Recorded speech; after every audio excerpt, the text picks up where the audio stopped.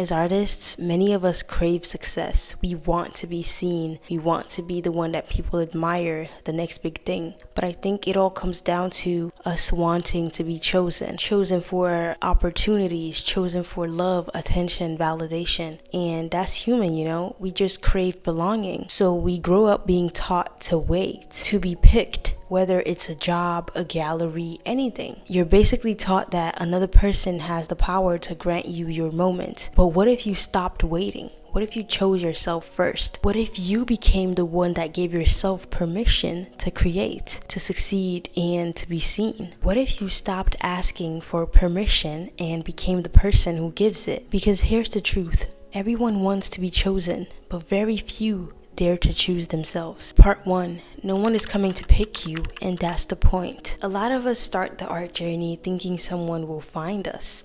That one teacher, that one repost, or that one client. We think that it'll change everything. But if you build your whole identity on being picked or a moment, you're basically giving your power away. You're no longer in control of what happens next, or if it even happens in the first place. Because it means that once they stop validating you and giving you outside validation, you stop truly showing up. You're not here to be discovered like a lost gem. You're here to realize your own value and show up like you already know it. The day I stopped waiting to be chosen was the day everything changed for me. And no, I didn't have all the answers. I didn't have a big audience. I didn't truly have anybody in my ear telling me constantly that, hey, I choose you or whatever. No.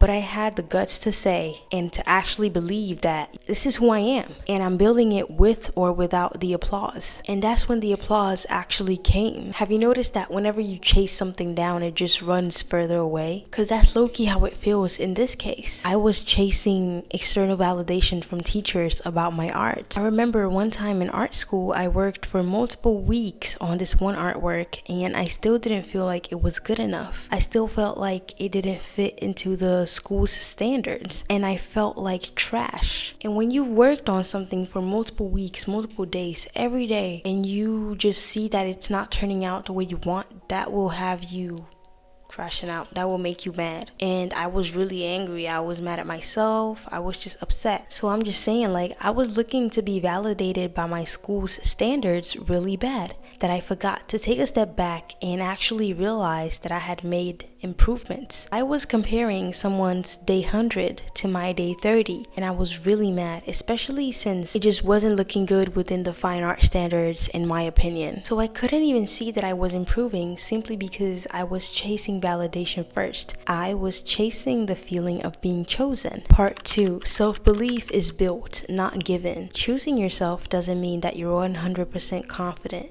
It just means that you're willing to keep going even if you're not. Confidence is not what truly gets you started. Consistency is. You build trust by showing up again and again. It's almost like communicating with yourself and saying, hey, I trust you. I trust that you can do this. It's very subconscious, but it's a form of conversation through action that doesn't really need any words. And once you believe in yourself, confidence comes knocking at your door like, hey girl, not because someone told you you're good, but because consistency proved it. You've consistently proven it to yourself and through your work. Because let's be honest, you'll post things that will flop. You'll create pieces that no one will understand and even pieces that you yourself will hate. You'll doubt yourself every other week or maybe even every single day. But when you choose yourself over and over again, that's how you truly win. We think successful people always feel confident.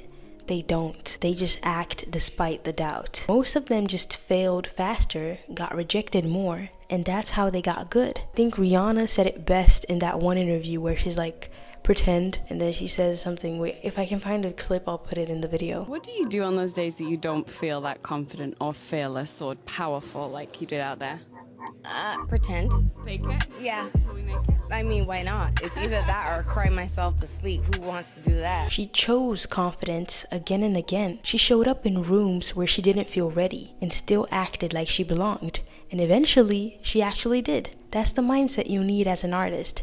You don't need to wait for someone to crown you. You put the crown on yourself and act like it's been there the whole time. Basically, be the Lulu until it's true Lulu. Actually, yeah. Part 3.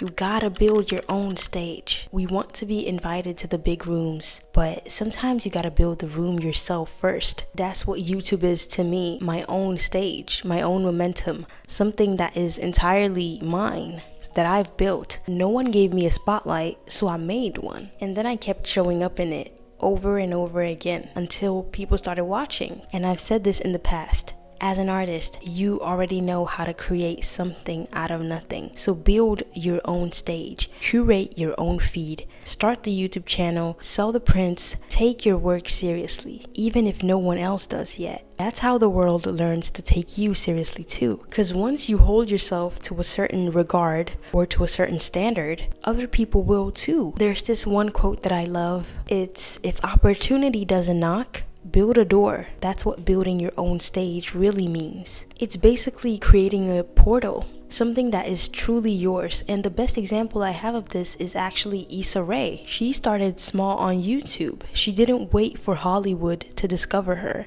She literally picked up a camera, wrote her own scripts, and filmed a show on YouTube called The Misadventures of an Awkward Black Girl. No fancy crew, no budget, just her and a belief that her voice mattered. And it really did. People connected with it. They basically funded her second season. And eventually, HBO came calling. That's how Insecure was born. And she did this not because she was chosen, but because she chose herself so loudly that the world couldn't ignore her anymore. And to me, that's amazing. And that's what I mean with don't let anybody tell you when it's your time. Make it your own. Part 4. You don't need to be ready to start. So many people wait to feel ready before they start really chasing what they want. You know, the classic, you think to yourself, oh, if I have this, I'll do that. When I'm done with this, I'll do that, you know? But please let that go. Because I legit record on my phone. And I've never used a camera to record any content on any app. But just me choosing to show up, consistently show up, and choosing myself has been enough. And you know, at first on YouTube, I didn't even want to talk because I was thinking to myself like, oh, people are going to judge me and they're going to make fun of me and stuff like that. I had to choose between their opinion and my own future. And it's crazy that I didn't want to talk because I have so much to say. Imagine if I had stayed with silent vlogs and not said anything and just been silent. And that would have basically blocked my potential. But it all came down to me not feeling ready. That's what I mean. You don't have to be ready. You just have to choose yourself. You're never truly ready to do anything in this life low key. You just decide. You put your pride to the side and you start. So choose yourself as you are now. Messy, scared, in progress. Choose yourself before you feel worthy, before you feel good enough. Because this act of choosing yourself is what truly makes you ready. We have to face the fact that nobody might come save us. Choosing yourself is not about being selfish or shutting others out. No, it's about responsibility. You were given this artistic gift for a reason, and I truly believe so. And literally no one else will use it for you. No one will paint for you.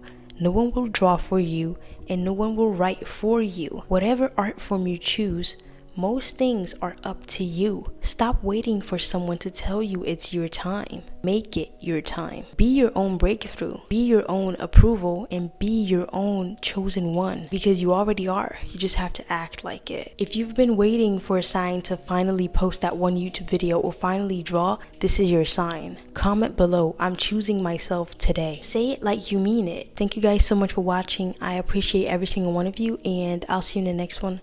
Mwah.